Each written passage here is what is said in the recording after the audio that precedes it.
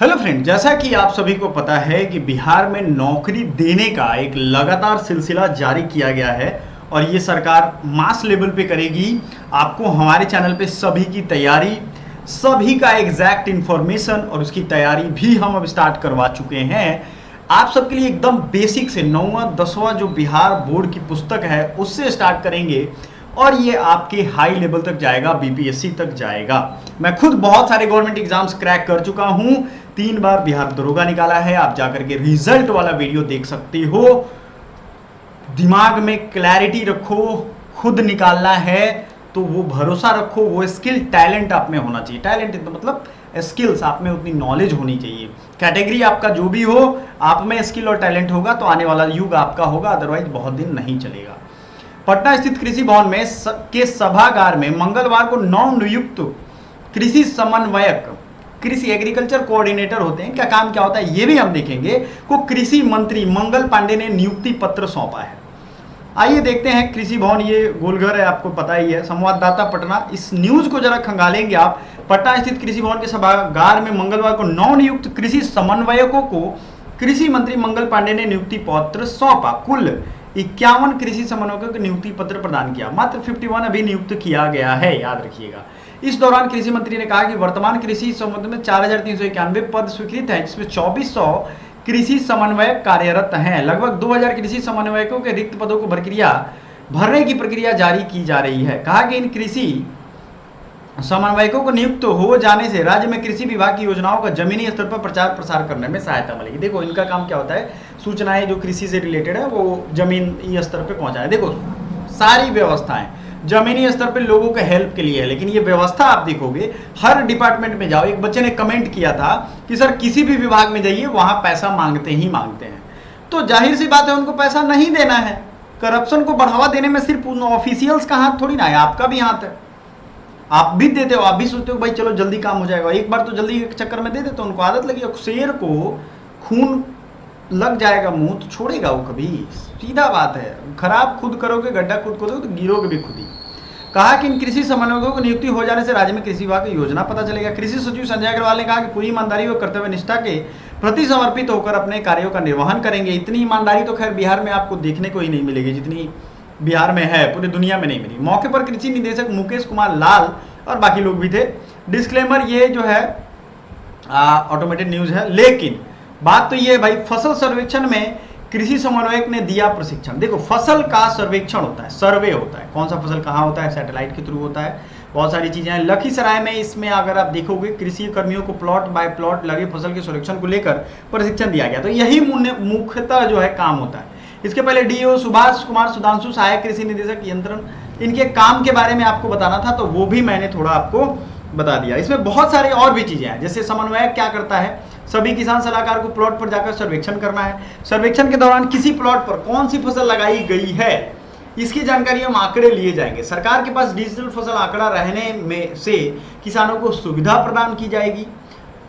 प्रशिक्षण में बताया गया कि अगर फसल बर्बाद हो जाता है तो इसकी रिपोर्ट डिजिटल रहने कैसे किसानों को सहायता एवं अनुदान की राशि के अलावा आकस्मिक फसल की बीज दी जा सकती है। मान लो आपने धान की रोपाई की और उस पर तुरंत बाढ़ आ गया, बह गया वो, तो तुरंत आपको बीज प्रोवाइड कराया जाएगा। ये इनका काम होता है कि किसानों का काम आसान करें।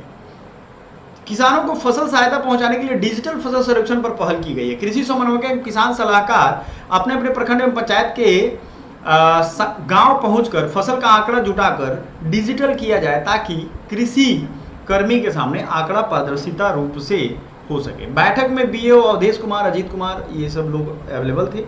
आपको एक और न्यूज इसी से रिलेटेड मैं दिखाना चाहूंगा।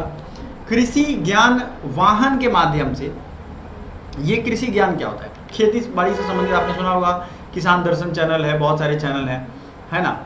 और क्लियरली बात ये है कि आपको गवर्नमेंट की जो पॉलिसीज हैं उसको जनता तक पहुंचाने के लिए बहुत सारे तरीके हैं, जिसमें एक और देखो, कृषि ज्ञान वाहन से गर्मा एवं खरीफ फसलों को की तकनीकी जानकारी देने एवं फसल अवशेष प्रबंधन पर किसानों को जागरूक करेंगे। मुर्गी पालन, अब ये सब जागरूकता फैलाने का काम इनका है।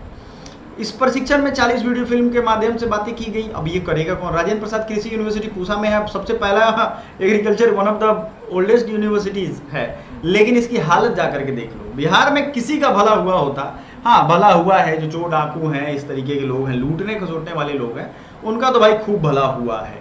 मैं देखो थोड़ा पॉलिटिक्स से संबंधित बात करता हूँ। देखो आप सोचोगे ना कि पॉलिटिक्स काहे बतियाते हैं सर, देखो भाई सीधा समझो, जो पढ़ा लिखा आदमी है ना वो अगर पॉलिटिक्स नहीं बात करेगा, इसीलिए अनपढ़ लोग राज कर रहे हैं, सीधा हिसाब यही है। इस चीज़ को जरा समझो आप, ठीक है।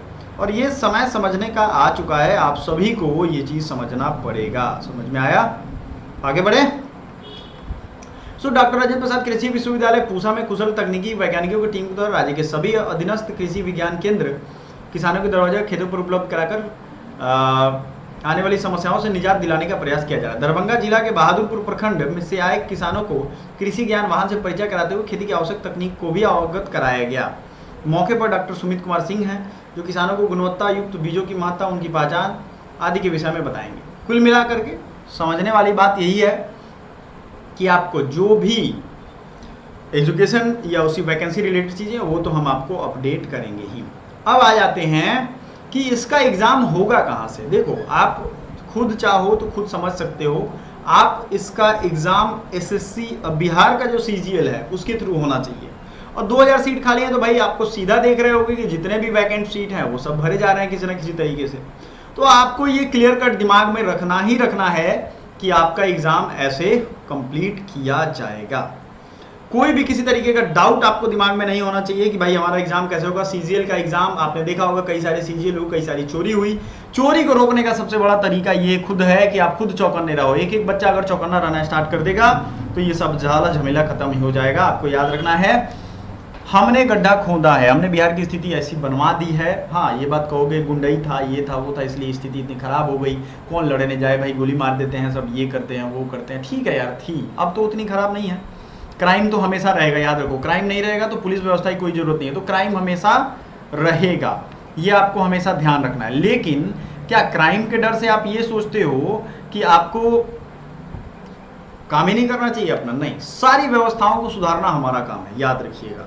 सारी व्यवस्था को बदलना पड़ेगा, ठीक है। इतना करप्शन, इतनी मगजमारी फैली हुई है, किसी को कुछ काम करने के लिए यहाँ पे है नहीं। तो जो भी अभी मैं रिसेंट में एक बच्चे ने कमेंट किया था कि सर ये चल रहा था, क्या कहते हैं उसको, ब्लड बैंक में खून का वो चलता है कारोबार, ये सब कर रहे हैं। क्यों भाई, उसको कुछ काम ही नहीं है करने को। बात समझ में आ रहा है? खून का कोई कारोबार हो रहा है तो अब इनको ये हालत हो गई है ना, समझ में आ रहा है?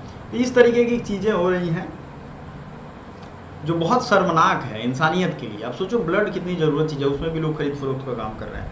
तो इन सब पे धीरे धीरे सब टेक ओवर मैं करूँगा, इसमें न्यूज़ और इसकी खरीद फरोख्त वाले लोगों से थोड़ा समझाना पड़ेगा, आपको भी अवेयरनेस बढ़ाना पड़ेगा। और ये जो वैकेंसी है वो आपका आ जाएगा किसके थ्रू? आप सही सोच रहे हो, ये वैकेंसी आएगा आपके सीजीएल, बिहार का जो एसएससी है उसके थ्रू आएगा। बात समझो आप, बिहार एसएससी का जो सिलेबस है वही रहेगा, आपके लिए कुछ बदलना है नहीं। जो बिहार पुलिस का कांस्टेबल का जो पुराना क्वेश्चन मार्क्स है वो सब हमने बता दिया है। अब सारे सिलेबस और उसकी क्लासेज सब हम लोग लेकर के आएंगे और आपको रेगुलर वे में क्लास अटेंड करवाएंगे। Thank you so much, bye for now, मिलते हैं अगले वीडियो में।